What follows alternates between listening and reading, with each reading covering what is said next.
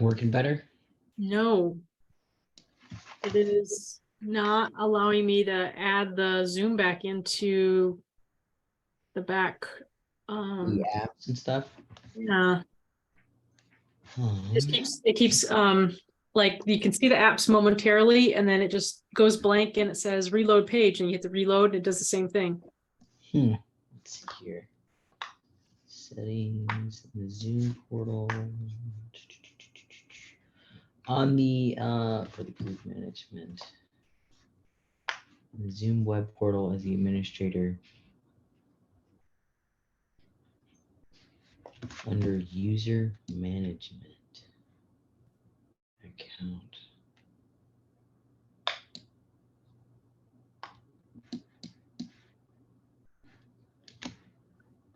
Do you want to try and do it through Zoom this time versus through Facebook? And maybe you can like log into Facebook. But you have to have the what is it Zoom. called? Like the permission in the group to be able to do it. Yeah, I got you.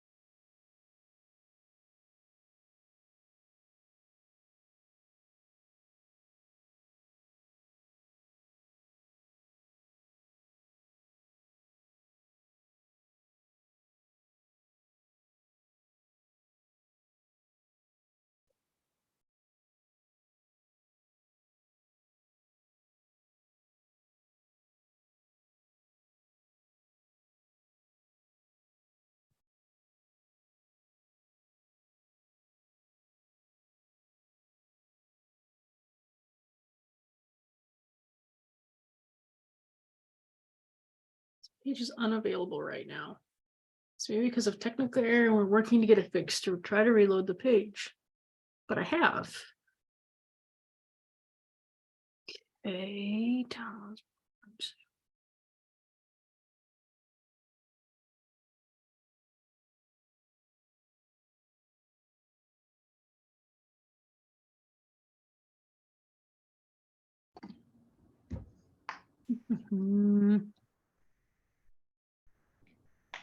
You think sharing your screen would be helpful so we can see what you're looking at, or? Sure. I'll be signed out of your account. I'm gonna clear my data first. Get rid of that. And then bump me out. Okay, bump me out of everything.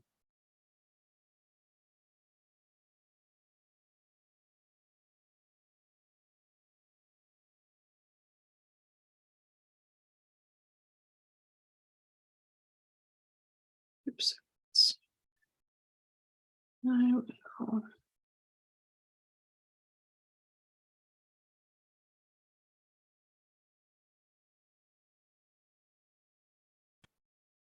Okay. So I'm going to try to reattach Zoom, but this is what I keep seeing.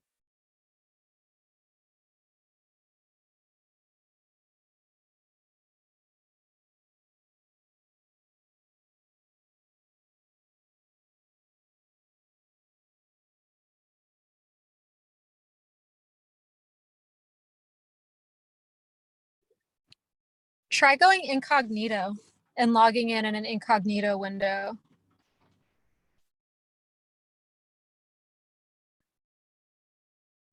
I gotta move me out of the way. Come on. Come on. Come on. There we go.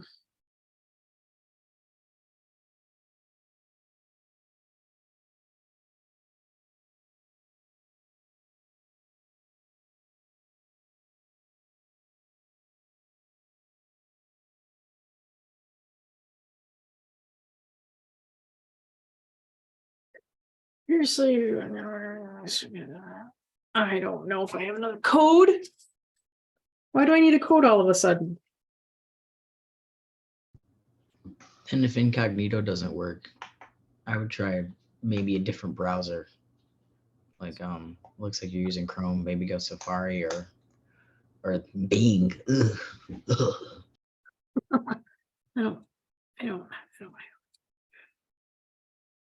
There's no code. Proof from another advice.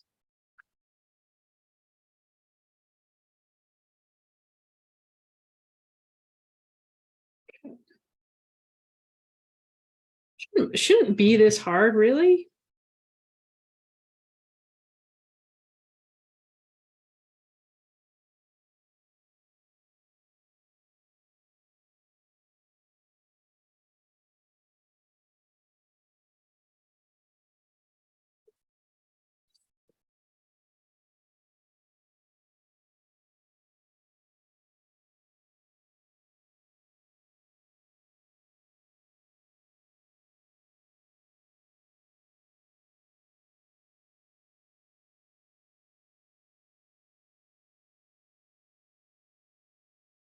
No, same thing.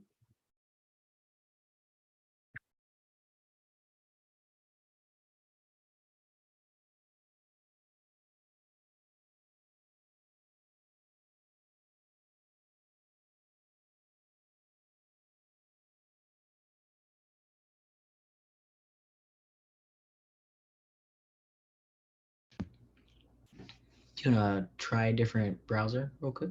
I am right now. What is this? This is the Wave one. We. Microsoft Edge. Oh, okay, I got you. Old password, reset my secure my account. Try logging in again.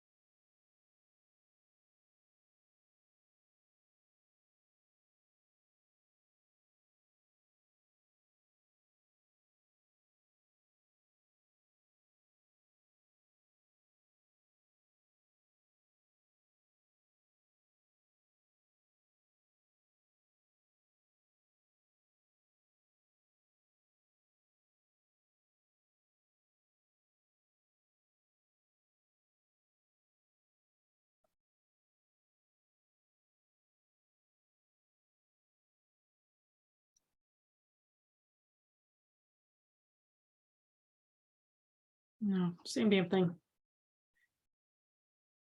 All right.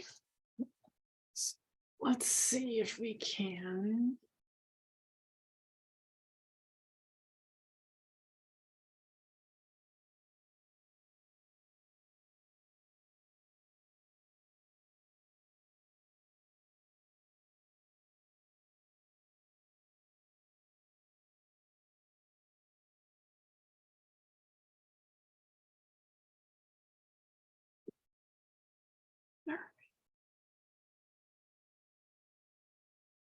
Let's just see if it can go on Facebook at all.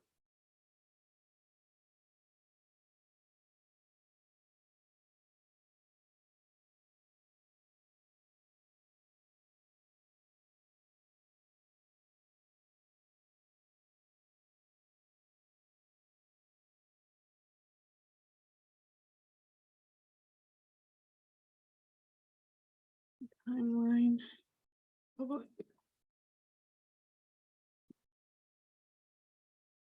Okay, looks like we're going live on my regular page.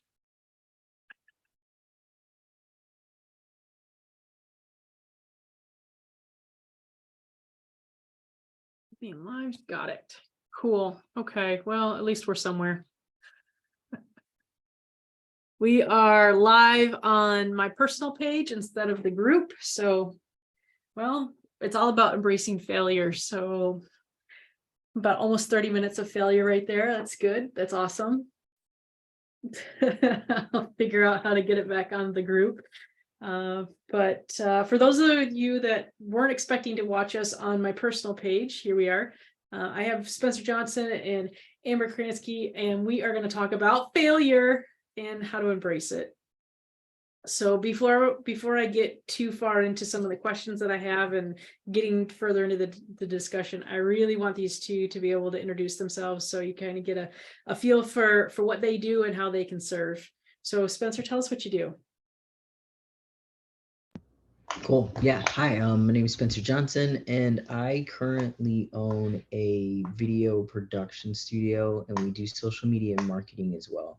So anything video, photo, primarily we work with small, medium-sized businesses, but we do commercial content, branded content, that sort of stuff. And then we also kind of coach our clients how to optimize the footage that we provide for them in a strategic way across social media. So it doesn't just, sit on their website on some dark, dank page that nobody ever clicks on. We teach them how to get it in front of people and actually have it push business and eyes to their brands. So that's what we do. Thanks for having me. Perfect. Who's your ideal client? Ideal client would be non-for-profits, small, medium-sized businesses. To be totally honest with you, Nat Geo and Discover and Nike would be an excellent client. I'd love that. Call me, I'm available. Maybe someday in a couple of years when they're scrolling and we're all famous and they'll be like, oh yeah, look at the old stuff. And then that opportunity will roll around. Cool. Thank you. Amber, and tell us a little bit about what you do. It's kind of similar, but not the same. Tell us what you do. Yeah, definitely kind of similar, not quite the same, but same vein. I definitely want to chat with you, Spencer, because I'm always looking for other videographers. So hi, my name is Amber. I'm the founder of Ivy Hill PR. I'm a director of photography and video editor by trade, but basically what we do is we approach PR a little bit differently, and we really focus on the storytelling. And just from my background and everything that I've done, everything my team has done, we found that video is a great way to get people started, get people talking more authentically with their audiences and not be so Canva template stilted all the time. So we really work with folks who either they're really nervous about trying something new, they've been doing the same thing for a while and they've plateaued, they're not quite sure, where they're getting their leads or where their customers moved to because suddenly I'm not getting the same engagement I was. People that also are kind of straddling the line between different industries. So, one of our clients right now, he is really great at building out CRMs, but he also comes from a business strategy standpoint. So kind of towing the line in different areas of businesses. That's definitely folks that we love to work with, breaking through all the industry expectations. Let's help you stand out and tell your story. So we help people set strategy, and then we also have the creative team to make it happen. So we'll come in, we'll do an audit, we'll listen to what the person's lived experiences are, what they think has worked, what they've seen not work, what's something that they wake up in the morning, they're like, oh my gosh, I wish I could do that. I just don't have the time. Those sorts of folks really resonate with us. And then from there, we construct a plan for how you can do your brand communications and start just chiseling away at it. And the thing that really makes us unique is the fact that we integrate sneakily and sometimes not so sneakily different mindfulness strategies for our clients, because it can feel so personal and vulnerable and stressful trying to keep up with all this content or staying connected with people or reaching back out and networking. All of that can feel really like too much. And our goal is to come in and say, it doesn't have to be that way. So that's kind of who, we work with, how we do it. But ideal clients, we love working with folks that are, LGBTQ owned businesses or nonprofits, people that are really into community building. And honestly, we love working with folks in the trades. That's one of our favorites. So Xena Boots, they're this awesome boot brand that I have been itching to do video for. I absolutely love them. I wreck my shoes all the time on shoots. So seeing them, I'm like, I would love to work with you. So that'll be my little soft pitch for a bigger company. I love it. I love it. Oh my God, please, can we tag team that? That would be awesome. Xena Boots would be a great company. Oh my gosh, so good, so good. And they're women owned, like they're really like hardcore construction boots, but they look good. So My wife's an engineer and she's got a couple pair. I love it. I love it. I I feel like this is a target that you guys need to work together and go get. Totally. So tell me a little bit about maybe we'll get into like some of your client stuff, like what you've noticed over time where people are failing and learning. But before we get into some of your clients, I'd love to know maybe a personal token of something that you've recently learned because of maybe not knocking it out of the park. Maybe it wasn't perfect. Something where you're like, damn, life's happening for me instead of to me, and kind of thinking along those lines. Do you have any life lessons that happened in the last 2 weeks? Either of you?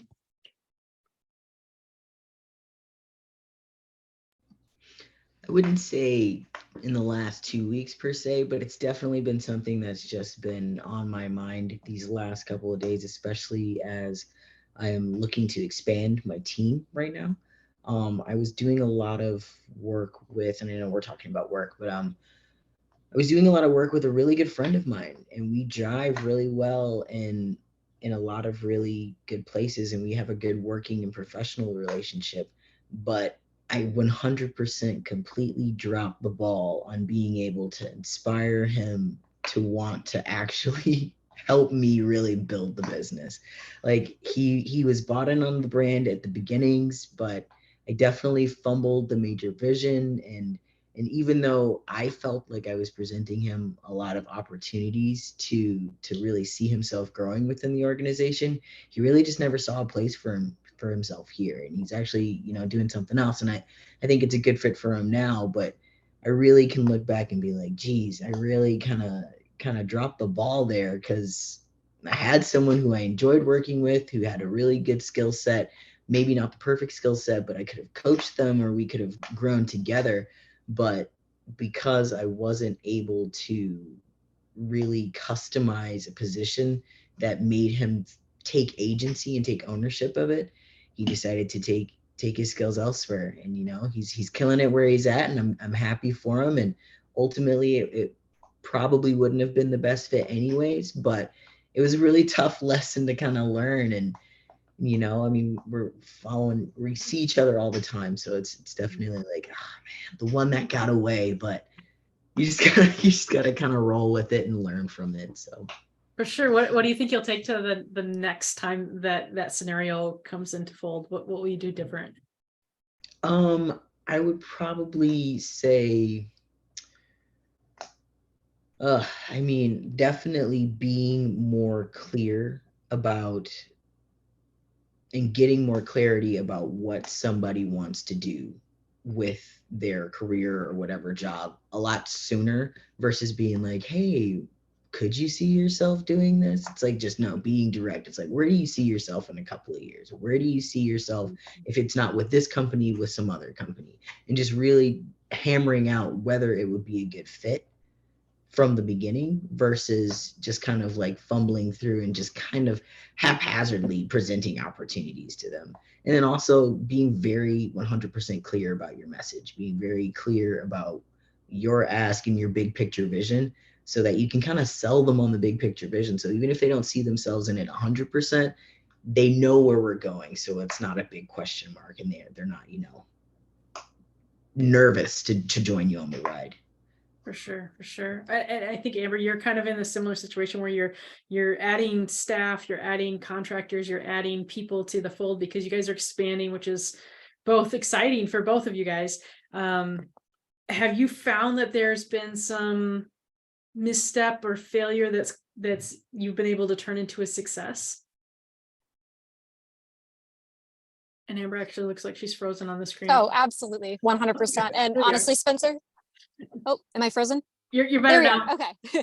I'm in a spot that's a little rural. I'm good. Okay. So yeah, so Spencer, I completely empathize with this because at the ground floor of me starting this agency, I had someone that, she's incredible. She's still with me, but it was really clear early on what my vision was. And I was really clear about what do you want? Like how can we mutually benefit from one another with this venture? And it took me a while to do that. And the only reason I was able to is because I had some serious missteps when I was running my own department at a station. And I didn't do that a lot early on. It wasn't until later, I realized, okay, this is a process I need to start implementing.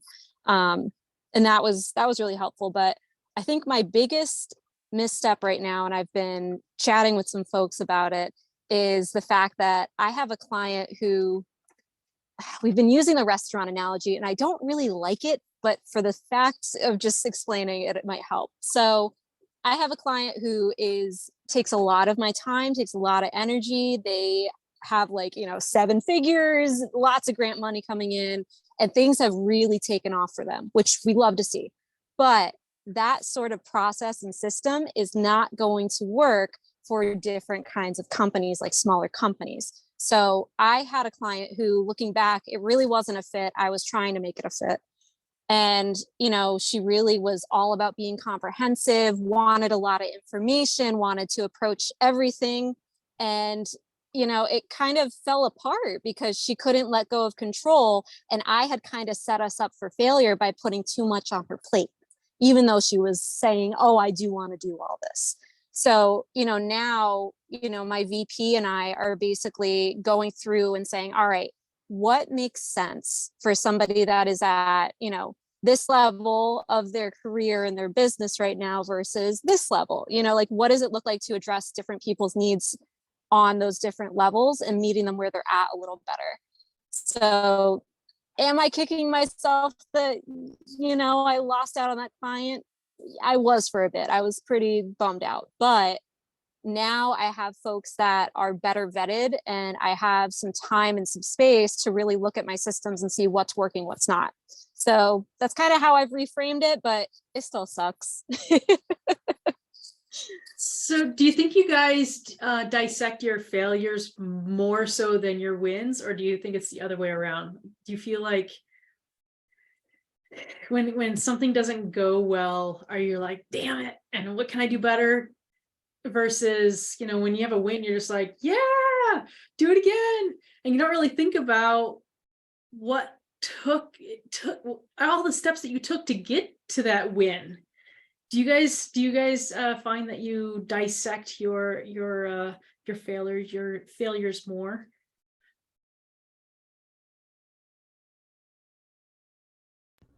I don't know about you, Amber, but I absolutely dissect those failures. Like I will it's like it is like Harvard lab level of dissection to find out what exactly went wrong. How can I avoid it or just use it to refine those processes. I really like what you were just saying there, Amber, about refining processes to meet people where they are. And it's really important that you're doing that work. And sometimes it's easier to look back and be like, okay, I really put my foot in that, and then not give that same level of attention to the successes. So yes, 100%. I spend a lot more time dissecting failures than I do successes. I would say, and thank you for that, Spencer, because I think it's taken me a lot of time to not get in my own way when I experience a setback. It's definitely been a case of, all right, why did this work? Why, where was the hiccup in the system that led things to go off? Was it the fact that I took an extra day to respond back to someone's email and they were expecting something like that same day? What are those like tiny micro decisions that I made or my team made that impacted this, whether that's for a win or for, a little bit of a not so great situation? But do I ruminate on it? Absolutely. Like I've definitely gotten a lot better with it, but I just thinking back to even last fall when I first got the LLC, it was very oh my goodness, like I'm a business owner. Like I need to just, everything, I'm just going to do everything wrong. Like, Lord, help me with this QuickBooks. Like just really lost in it. And it took somebody basically pointing that out and saying, this would be a lot easier if you stop beating up yourself about not knowing everything off the bat. So, I'm constantly keeping myself in check when it comes to that, but it's definitely a challenge that you have to work through. And I think especially as business owners, it's just compounded because it feels like the stakes are so high all of the time. Mm-hmm. So, kind of recognizing what that looks like is really important. I agree with you. Yeah. I think for myself, I dissect my failures, but it's like a continuum. It's not just failure and success. It's more like failure, failure, failure, dissect, dissect, dissect. But I've dissected it so much and I've gotten rid of the stuff that's not working that by the time that I am successful, I don't feel like I need to dissect it as much because I've already put the plan in place, worked the plan, reworked the plan until we find something more successful, and then I can celebrate. But I definitely, I'm with you guys. I definitely dissect that failure, that not perfect cycle until it's more perfect, and that's part of, I think, one of my flaws is perfectionism and trying to get it right out of the gates and perfect all the way through. And even if I redo the system, it needs to be really good at the end. And I think that's part of failure too, is being able to step back and say, you know what, it doesn't have to be perfect. Done is better than perfect, because I can definitely get in that cycle of trying to make it better and better and better without actually delivering it or getting it to where it needs to be. And that's one of my lessons that I keep learning through failure. And I think, especially, I don't know about you, Spencer, but like as an editor, I have a very clear idea of what I want my edit to look like. And if I can't get my tool to do it the way I want to, or the footage isn't right, or whatever, a codec goes haywire, whatever it might be, that can sometimes, that's where my perfectionism comes out. And I've really had to be mindful of that as I start delegating work to my team. I mean, a couple weeks ago, I went on what I like to call a feeding frenzy when it came to giving notes to one of my editors. I was like, all right, this. And we had a call like 2 days after, and I'm looking at some of my notes. I'm like, gosh, oh, wow. Those are amber notes. Those are not notes that I should be taking to an editor. I could have cut half of those, but it goes back to what Cheryl was saying about, you need to just get it out there. Like you just have to try and get it out there, and things will adjust as you start to grow with it. So. Yeah, that perfectionism really gets in my way. Yeah, I 100% hear you. It's brutal. It's brutal.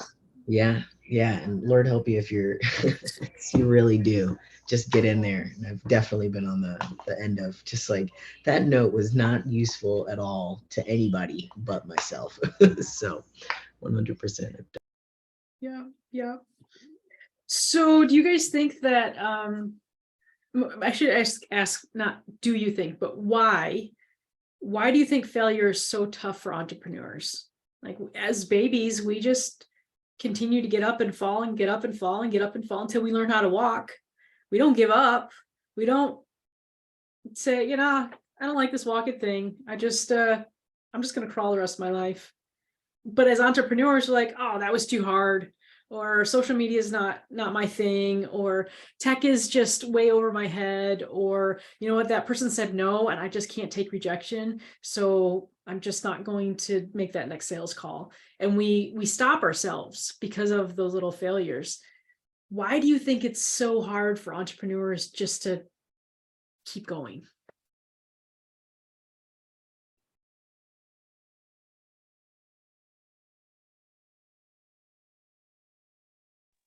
I mean, I can take it. So I think it's two different things. I think it's the fact that, it takes a certain type of person to be an entrepreneur. right? Like not everybody can do this. And I think starting something new is always the toughest part. So when you start getting knocked down, I mean, babies might be willing to stand up, but they are sure going to cry if they knock down a little bit, you know? I think it's that. And it's also the fact that it seems like everybody has it together. And that is something that I hear all of the time, all of the time. And then you hop on a one-to-one with somebody and they're like, oh my gosh, I'm up to my eyeballs. Sorry, I'm in a messy bun right now. And it's, you get that human element, but you look on LinkedIn, you look on Instagram, you look at, you know, oh, this blog post they put out or their website looks really nice now. All of that is a facade at the end of the day, but it still makes you question your own value and worth if you feel like you're not hitting that same standard or doing things the same way as the other person. So that's, I mean, at least from my experience, that's what I've seen. Like I kind of met some of, you know, I had a one-to-one with someone that I follow on LinkedIn. She has a really big following and she was exhausted. Like it was one of the, you know, least engaging conversations I had all week because she's just running. I'm like, okay, don't meet your heroes, I guess, but geez, you know, so yeah, so that was, you know, that was very eye-opening for me, especially. So I think that's something that I've really taken as a big value when it comes to my company is just addressing, hey, we are humans. Like we might want to be robots and capitalism might want us to be a robot, but we're still learning and we're always learning. And that's what's important. Oh man, I think you hit something really big there. Do you want to jump on that, Spencer? Yeah, absolutely. I was going to say, I mean, I think you really hit the nail on the head there, but I do think that, and would only add that I feel like part of the reason why failure is so scary to entrepreneurs is just that there's so much more at stake for people who are self-employed and who are doing it for themselves. You know, it's like we can't remove the pressure to, you know, pay your bills, be able to like take care of yourself, support your family, and, you know, pay for that vacation or that one thing that you want to buy. So I think there's a lot more stress wrapped up around failing when it comes to being an entrepreneur. But then also, you know, I think a lot of people allow their identities to be wrapped up in being seen as a successful entrepreneur as well, you know. So it's like if you're not a successful entrepreneur, your mom was always right, everyone who told you couldn't do it was absolutely right, and you're a failure of a human being. Whereas I feel like some people don't have that same level of pressure, but you really do need to divorce the business as a personal asset and keep it as a business asset. And the sooner you're able to sort of separate those two things, you'll be able to free yourself up to not feel so personally bad about whenever something hits a wall. Because just like you were saying, most of the people who are the most polished online are they're you know, they're Miss Frizzle from like in the Magic School Bus. They're just running around with chickens with their head cut, but they're but she was actually put together. But coming after my Miss Frizzle over here, Spencer. No, but I'm with you on that. I'm 100% with you on that. I think, yeah, it definitely, it knocks you down when you know there's a lot at stake and you feel like everybody has the answers for you. Mm-hmm. So, yeah. And we're all working hard to prove that going into business for ourselves wasn't a mistake, you know. And it's like you're constantly having to deal with those voices in the back of your head, and then all of the pressures that social media put on you, that you have to do this, you have to be successful, or else you have failed as a human being. So I do think that a lot more people who are self-employed or entrepreneurs, they take those L's a lot harder than other people, because it's so much of your identity and so much of your time and energy goes into building business. It really is like a child, and it's like you don't want that child not to thrive. I think you guys are both spot on. And I think, yes, absolutely. I think that a lot of entrepreneurs have this innate thing that they want to give to the world and they want to serve. But that in reality, we're taught it from little that you're supposed to go to school and get good grades and go to college and get a job, a job, a just over broke. and have that security and have the insurance. And my dad is always like, you need to have insurance. You have to go get a job. And at the end of the day, I went to school to be a chiropractor. That wasn't going to be my path. My path is to serve people. And in order to be successful as a chiropractor, you have to do your own thing. You have to start your own practice and be able to serve that way. Very, very few can work for somebody else and make a decent living.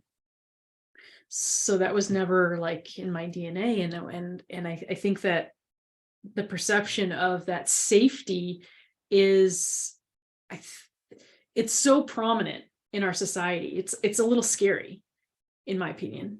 And I think that you guys both nailed it. That having that self-worth and that value as a human tied to a job is really, it's not healthy, in my opinion. Being in the corporate space also, in my background, it's not healthy because you lose who you are, you lose your identity, you lose what your passions are, you lose what you were put on this earth to do. You're more of a robot, and you're more of filling a void, and you're filling somebody else's void. And yes, you have the security, but many times that security doesn't allow you to do the things that make you blossom and really allow you to serve humanity in the way that you were designed to. And so I think that you're both right when it comes to, it's hard to fail as an entrepreneur because it's so emotional. It's so who you are, and it feels awful to fail. It feels awful to let somebody down. It feels awful to stand up for something that you believe in and not be able to follow through because of some type of failure, some type of ran into a wall. So I think that failure comes along with, I think failure is tied to success. And I think failure is also tied to a huge support system on the back end. Because I can attest to failing multiple times, and I'm so thankful I have wonderful family members and a beautiful wife that used to be like, go for it, keep going. They're all like, she gonna make it? Keep going.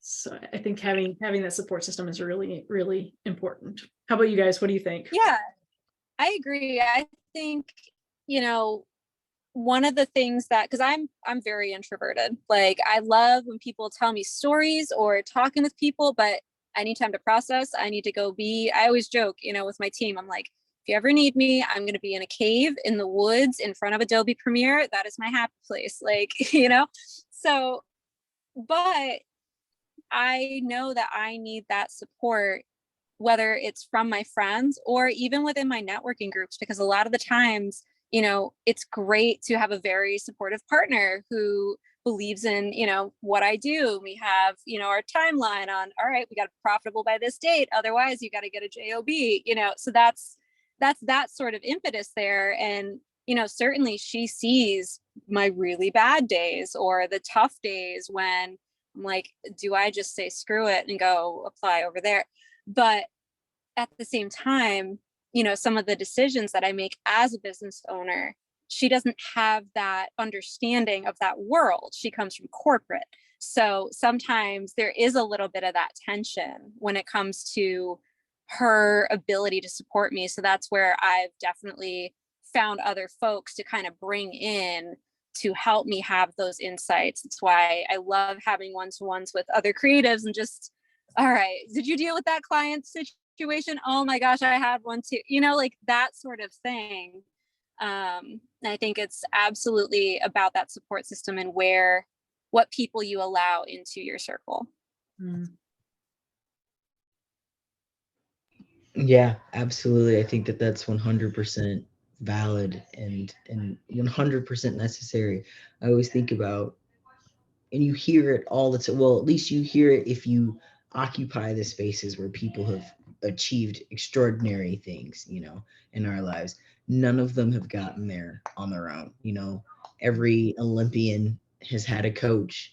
Every, business mogul of any sort of industry has usually come from some failed business in the past, or anything like that, or had business coaches. So it's absolutely critical to surround yourself with people who understand what you're going through and what you're attempting to do, and also can kind of bolster you up in those moments where, yeah, everything has kind of come crashing down around you. So that, and I know everyone says it all the time, but surrounding yourself with people who are also smarter than you, that's another thing that's really important to do. Like, I think as entrepreneurs, we get really caught up in being the ones who, since we're the primary decision makers 9 times out of 10, we always think that we have to be the smartest person in the room. But anyone who's achieved any real success knows that if you're the smartest person in the room, then it's time for you to move into another room. So you need to be surrounding yourself constantly with people who can help you level up and get you to places where you couldn't even conceive of getting on your own. So I think support systems are incredibly helpful and very important, but also, making sure that you are constantly putting yourself in a place to be challenged, to grow as you move along your journey is equally as important. And I've definitely found that to be the case too, even with some of my clients. Like, I always joke that the executive director of the nonprofit that we work with is one of the smartest guys I have ever met in my life. And I was that kid who I literally would stay inside reading the encyclopedia in second grade. Like, that was like spelling bee kid, like super nerd. Like, they would pick on me in class and say, Amber, we need to stall the teacher. Can you just like rattle off some Snapple facts? Like, and it would work. Like, that was me. But meeting him has completely changed my idea of what it means to be smart, and how everybody has their own zones of genius and we can all learn from each other in different ways, instead of feeling like, as an entrepreneur, I need to be perfect at everything. I have to know all the answers. And if I don't, people are going to think less of me. That's garbage. We got to throw that away. Indeed, indeed.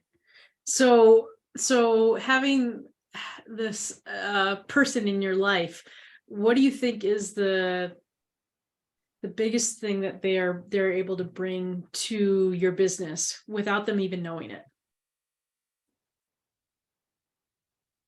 It's nice having someone that is 2 steps ahead of me at all times when it comes to the direction that they're thinking of going. So even ideas that, I've thought of and I'm like, all right, I'm not going to talk about that yet. He'll bring something up and he'll say, all right, here's a direction that I kind of want to go. What do you think? And in the back of my head, I'm like, dang, that's a good idea. Like, why didn't I think of that?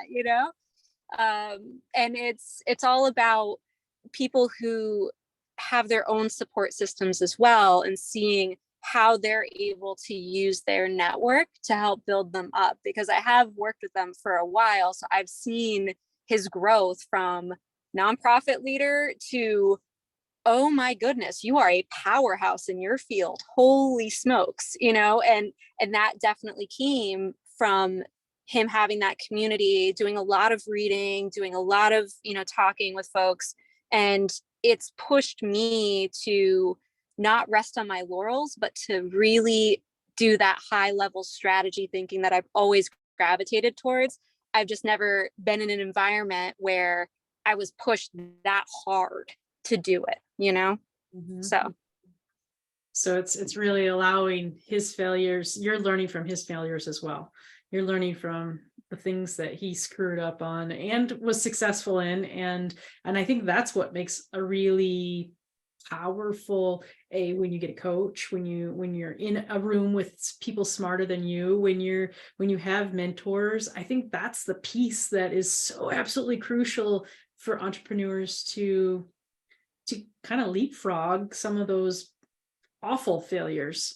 And we're going to have failures. We are going to have it's just inevitable. But some of those big ones, having that mentor to be like, whoa, don't do that.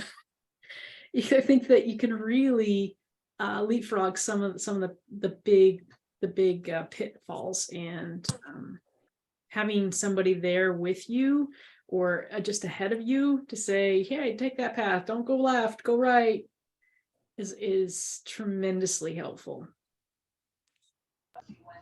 Yeah, absolutely. I think both of you are 100% right there. And I appreciate the perspective as well, because I mean, especially as the decision makers, we've spent a lot of time thinking and poring over possible outcomes, both good and bad, and try to make the best decision forward. But it's always colored in our lens and our experiences, But if you have someone who has an outside perspective, and a perspective of someone who's either come from a different background or has a different experience, or they've been in your shoes in the past, they can really kind of adjust your perspective so that it's a little bit more clear and a little less, I guess, looking for self-preservation. We have to remind ourselves that all of our bodies and all of our minds and all of our thought processes are typically going to err towards, even if it's something that's ambitious, it's going to err towards self-preservation. So, but sometimes you just need someone to kind of shock you out of just thinking in terms of survival and not failing and sparing yourself from whatever hurt or consequence would come from doing something a little bit more risky. And having an outside perspective definitely is helpful in being able to jolt you out of some of your kind of regimented, structured thinking. Absolutely. Yeah. Having more perspective gives you an opportunity to avoid some of those big mishaps. But also gives you an opportunity to take the mishaps if you still think you're right, and know that you are warned, and maybe you're going to be successful and maybe you're not, but at least there's another perspective to say, this is my experience, and you get to add that to your learning repertoire, to your success at some point. So I think that's interesting. I have another question for you guys, especially in the field that you both reside in. I want to talk about the human element, and as an entrepreneur, we're always trying to attract the ideal client.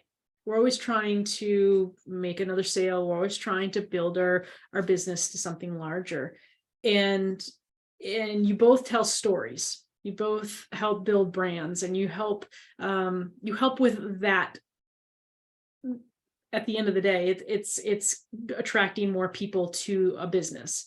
And I want to ask, is there a particular human element that the business owner can show, goofiness, silliness, mistakes, failures, anything along those lines, that really allows clientele to be like, oh my God, me too. Yes, I am there with you. Yes, you are my person. I need to work with you because you're so human, you're so real.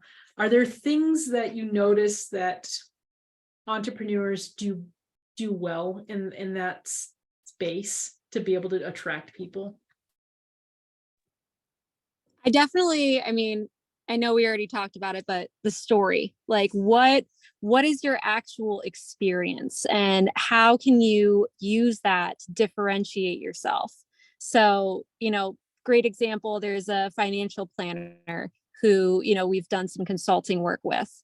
And the whole reason she got into financial planning is because she had a horrific horseback riding accident. And thank goodness she had a nest egg, because she had to do a ton of alternative therapies that weren't covered. And it turned out to be $250K, like then some. Yeah. So that's her story. And she comes at it from that lens of, I was able to prepare myself because I had the skill set. I can help you. So using those different elements, I think really, really helps folks connect with their audiences better.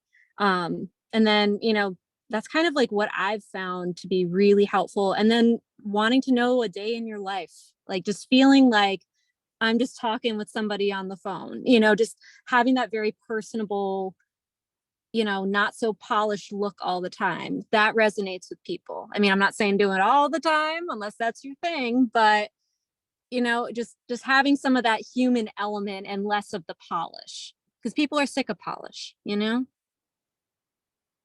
but people still want really nice video, I will say. It's this weird, like, you've got to be polished, but you've got to be polished in a non-polished way. Mhm. Yeah, I think just kind of to piggyback off of that, I do think that vulnerability and levity are the two things that I would say that most people need in their brands, especially nowadays. I mean, I would say it was a little bit different. I would say maybe for the last generation where you really had to put up this iron wall or facade that you were infallible and couldn't do anything. And I know that there are some people who prefer to sort of who gravitate to people who really do put on an only polished and kind of leading with an iron fist sort of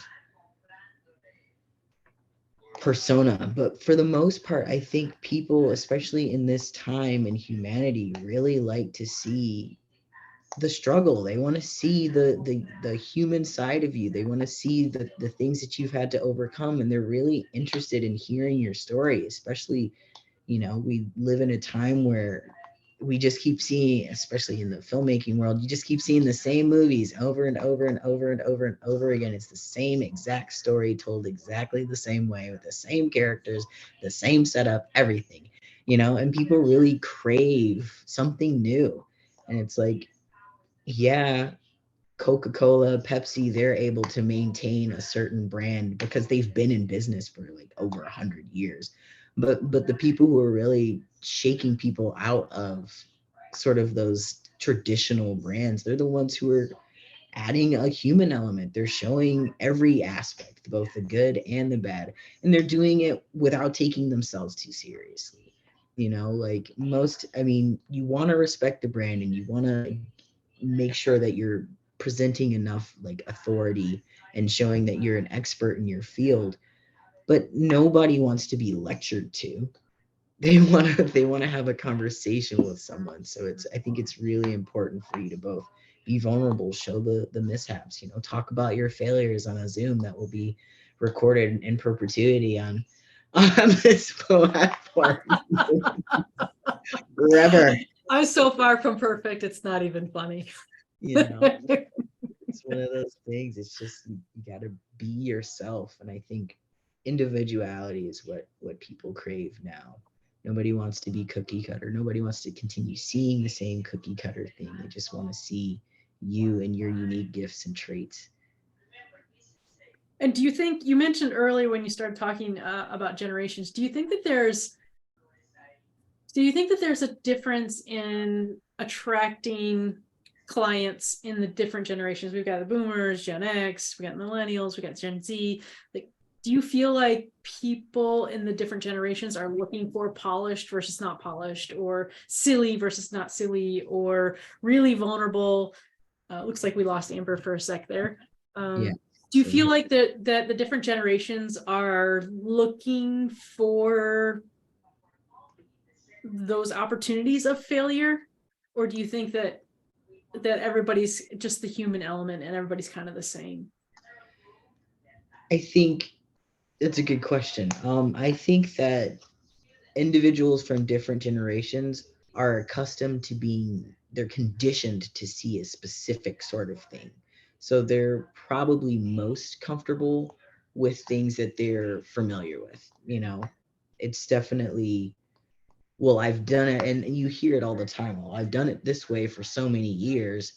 It should continue to still work that way. But I do think fundamentally that they probably do crave a lot more of that individuality. And you also hear from them, as much as you hear them complaining about us, like younger generations changing things up, you also hear, man, I wish I had had that freedom when I was younger. I wish I had had that opportunity to kind of be more of myself, or bring some more of myself into this professional space. And good for you. Kudos and keep going. It's like, yeah, some people, I think that there's a lot of value in meeting people where they are and sort of meeting them with their expectations of what they're expecting to see. And that's why I think it's really important. I'm sure Amber's going to have some really cool things to say about it, about, catering your message to who you're talking to. You definitely you don't want to slam them with something that isn't going to resonate with them. But I do think that it's important to, stay true to yourself and the message will sort of get through depending on who you're giving it to, you know. Yeah, I remember we were just talking about, I think you bumped off right when I asked the question about the different generations and being more vulnerable versus being very polished and showing your failures. And do you think, as in your work and your practitioner, are you seeing that certain generations are gravitating toward messaging that is more polished, or it's okay to show your failures? Yeah, I would say, and let me know if I'm getting too crackly. I can turn off my video. I'm in rural New Hampshire right now, so Godspeed. I would say there's Spencer's right on with this. I think there's an inclination for, you know, older business owners to have that hesitation. They've done things a certain way for a long time, and they expect things to be polished. That's how things have been. So why change that? But it's definitely shifting a lot more, especially, I hate to say it, the rise of TikTok. I think TikTok really showed a different side of people, and it opened up a lot of thought about what it actually means to connect with an audience. And I can be human. You know, the fact that we would go and wear pantsuits and network in person and all of that, for a lot of young people, that's like out of the realm of possibility of thinking. But for a whole generation and lots of generations, that wasn't necessarily the case, to think of that as different. So I do think there are some generational disparities between understanding video and, you know, social and all of that, but it's the folks who are willing to learn. Those are the folks who are going to stick around, frankly. So Gotcha. but I mean, I've had, you know, one of my clients, they specifically cater to the 50 plus crowd. And anytime I show up with a camera, it's like, oh. I went to a senior center a few weeks ago, and it was like, everybody kept coming up to me and like patting me on the shoulder saying, "You made me feel like a superstar." I just filmed them having lunch, you know, like it was real basic, but just showing people that it doesn't have to be this big smoke and mirrors production to have an impact, because now that client has a lot more buy-in with a lot of their strategic partners who maybe weren't sure what was going on with them or in the loop as much as they could have been. So it's kind of just breaking down that understanding of what it means to share a story and present yourself. Definitely. Kind of along those lines of just sharing your story, and a little bit of a pivot here, because I was just thinking about Fail Army while you were talking. I know that it didn't really correlate, but that's where my mind went. And I miss Fail Army because we used to see it all the time on TV, and most people know that I live in Canada and cable's a little bit different here, but Amy and I would sit and we would laugh until our sides hurt because we were watching people fail Army. That's it, right in the name of it. Why are bloopers and watching other people fail so fascinating for other humans?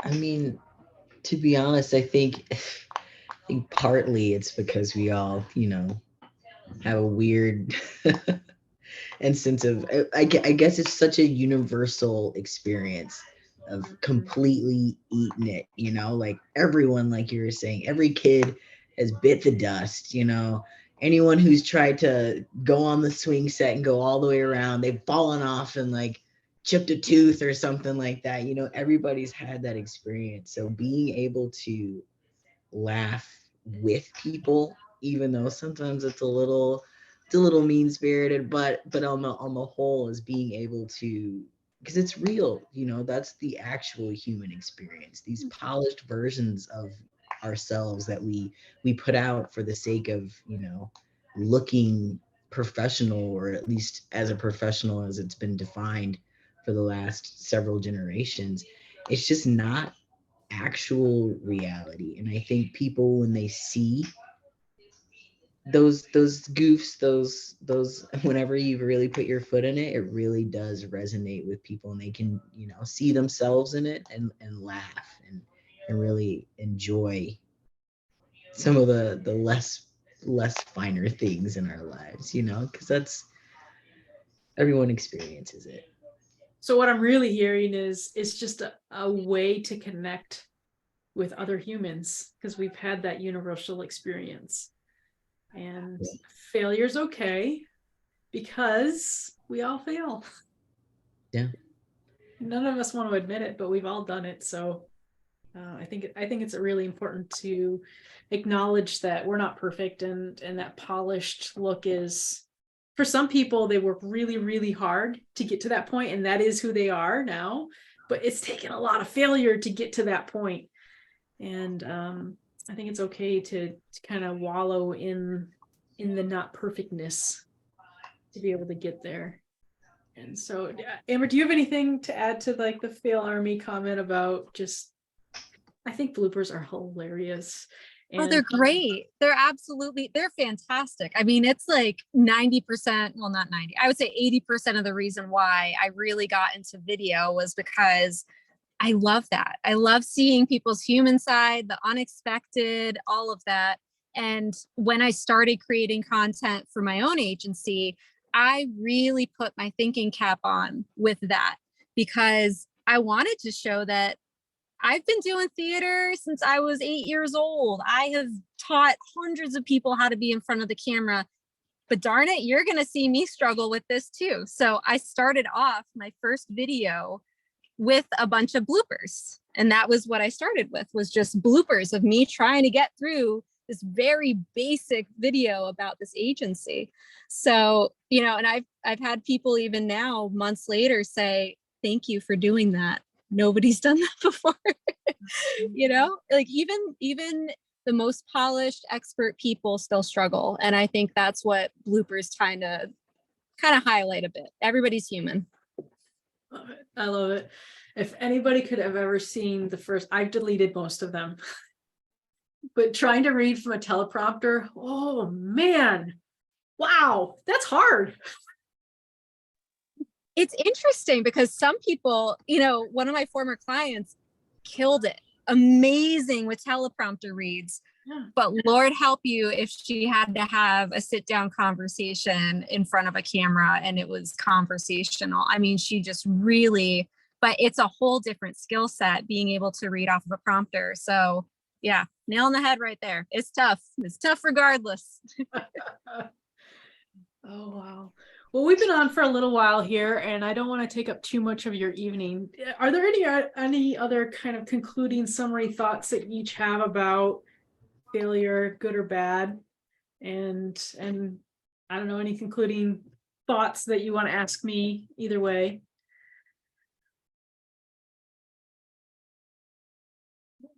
Go ahead, Spence. I was mouthing. Amber, do you wanna do you want to go? Do you want me to take it? Okay. So I mean, I think, Cheryl, what's a failure that you're proud of? So what I mean is, like, what's a failure that you're like, I'm glad it happened. It really sucked, but I'm glad it happened. It really sucked. You don't have to go super personal, but like, you know, like just thinking about it, you know? I've had a couple that have really like, I think the biggest one professionally was my first practice. I tried to buy I didn't know at the time because I didn't have enough, I didn't know what I didn't know. But at the time when I graduated from chiropractic school in Atlanta, I bought a failing practice. I didn't know it was failing. I didn't understand the numbers. I didn't understand M&A. I didn't understand purchasing a practice. I didn't understand business in general. That's not what we were taught in school. We were taught how to be really great doctors. And I got into this mess, and it was awful. I was sleeping at the office literally just because in case a patient came walking by, I could like steal them, pull them in, and try to adjust them. I didn't want to leave the office because I wanted it to be successful so badly. And it didn't matter what I did, what kind of marketing I did. I stayed up all night and day trying to do anything that I possibly could to make it successful. I just didn't have the skill set. I just simply didn't. And I thought that I could just will it to work. I could just, if I wanted it enough, if I manifested in the universe enough, that I could will this thing to be successful. And that just wasn't the case. I ended up having to shut it down. I sold a part of the equipment. I was able to bring some of the equipment back home, and I hightailed it back to Michigan. I failed miserably my first practice, but I learned a ton. I learned so much about business, about myself, about my resiliency, and what did I really want, and how was I going to do it better next time. And my next practice it flourished. It was I went and I found the skill sets. I found mentors who had the skill sets, and I learned from them. And I learned the things that were problems before. And I was able to take those lessons and implement them in my next practice. And wow, night and day. Yes, I still manifested and I still wished and hoped that I worked my tail off, but at least I had a skill set to say, this is going to work, because I know for sure if I do this, this, and this, it's worked for other people. So my first practice was a hot mess. It was awful. And I'm so thankful to my mom and my dad who supported me, and they were just like, keep going, honey, keep going. And they would, throw me some money for food.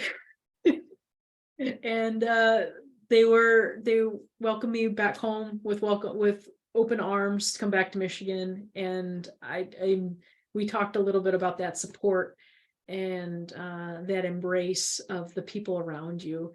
And I'm thankful that I had friends and family that supported me, and that it basically was a crash and burn.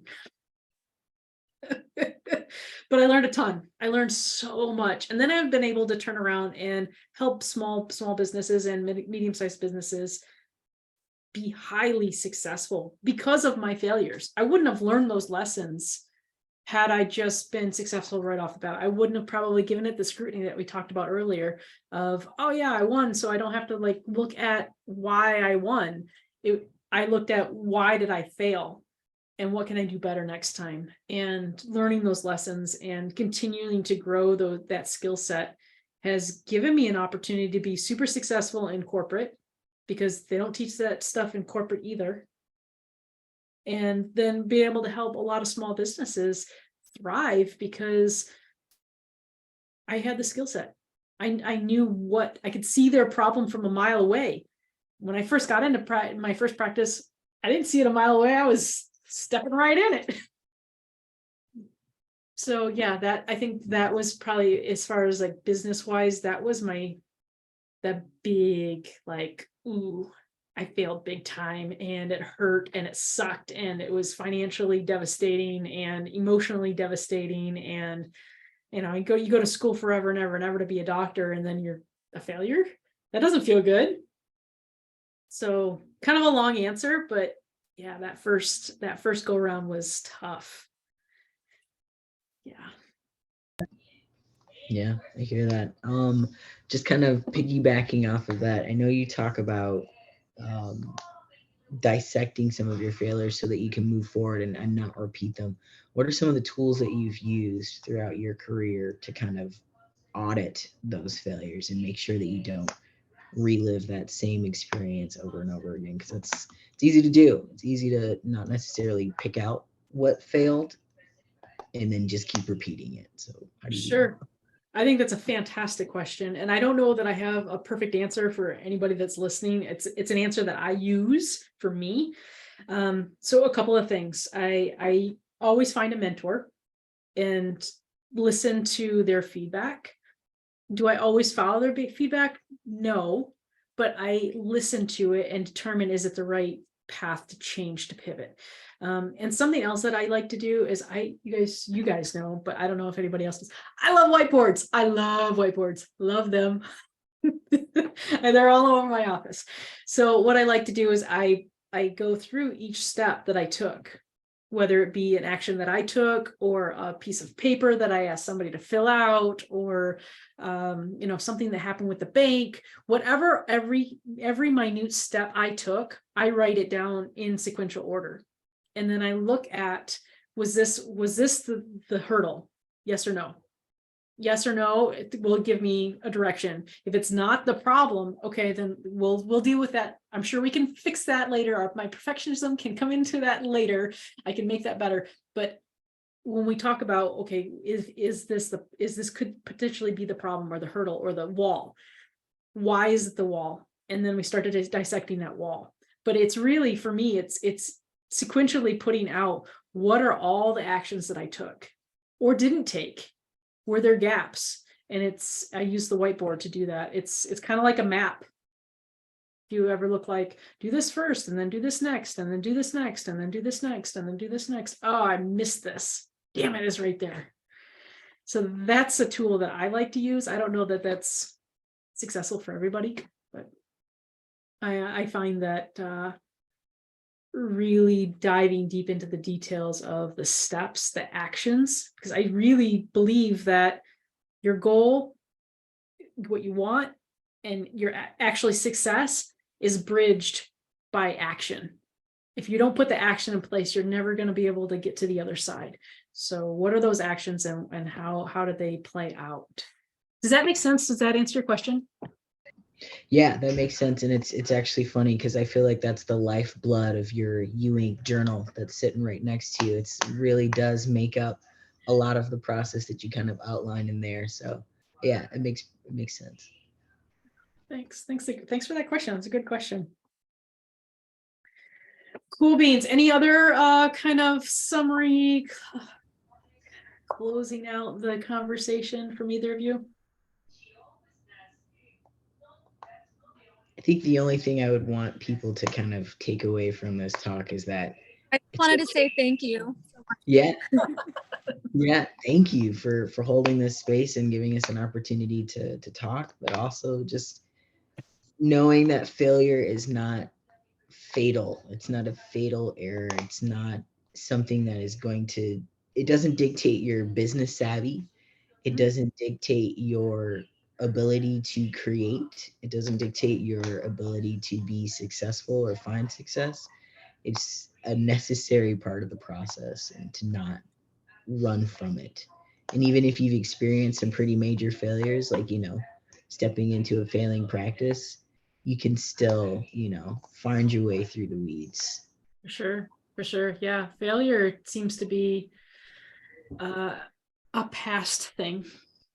We usually look forward into the future for better outcomes. So we have an opportunity to pivot in the present to something better, something new, something, even if it's bankruptcy or failed practice, or your entire business crash and burns. What would you say? What? I was saying a failed Twitter Blue launch, Yeah.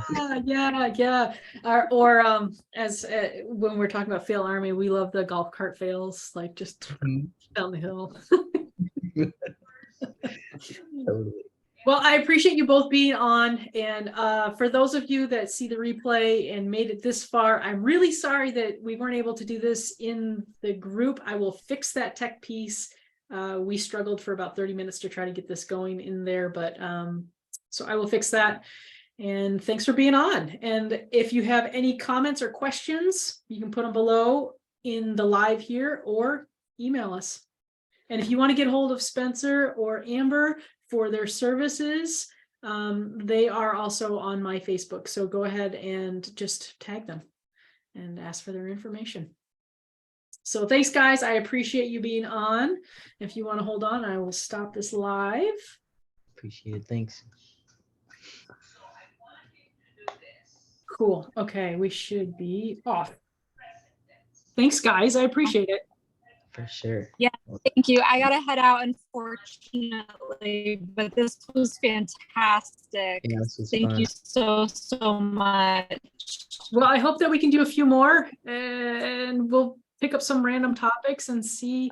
I'm all about trying to get everybody business, and if it can be a win-win, I think that's the best way. So Yeah, I hope that we can get other people on the conversation and see where it goes. Totally. Awesome. Thank you so much for inviting me. And Amber, it was really great to hear from you and meet you, and hopefully we can work together at some capacity somewhere down the line. Yeah, you're doing this boots thing, right? Putting it out in the Yeah, universe. The boots. Here we go. See the boots. For sure. All All right, right. you two. You have a great evening. Thank you so much. Bye-bye. Thanks. Bye.